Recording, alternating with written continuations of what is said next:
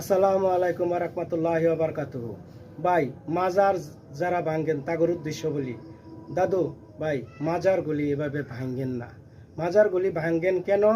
যে বলেন যে মাজারে শিরিক বেদাতি করে, মাদক খা, গাঞ্জা খা, নিশা খা, এই কারণেই মাজার ভাঙ্গেন।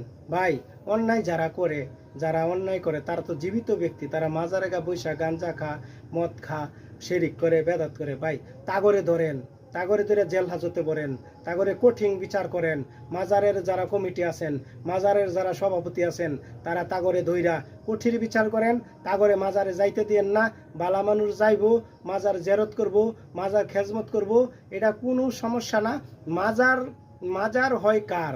আল্লাহর বন্ধুগর। সবার কি ভাই মাজার এমনও তো কবর আছে যে কবরের মাঝে বিলাই কুত্তা আগে, হেয়াল কুত্তা আগে, মানুষে লিফটিন বানাইছে, মানুষে বাথরুম বানাইছে, মানুষে বাড়ি করেছে। তো এই যে কবরগুলা তো চিহ্ন রাখার দরকার। হাসরের মাঠের মধ্যে তো জার্জির কবরতে জার্জির লাশ উঠাইব, জার্জির কবরতে জার্জির লাশ যদি উঠা, এই কবরের লগে সংযোগ করে দিব জাহান্নাম জান্নাত। যে জান্নাতে গেছে তার জান্নাতের লগে কবরের লগে সংযোগ থাকবো, জাহান্নামে যেছে কবরের লগে জাহান্নামের সংযোগ থাকবো। এই কবরগুলি তো ভাঙলে আমরা ভাই অপরাধী হবো। যারা ভাঙবেন ভাই, করুজোরে অনুরোধ, আমার করুজোরে অনুরোধ, আপনারা ভাঙবেন না।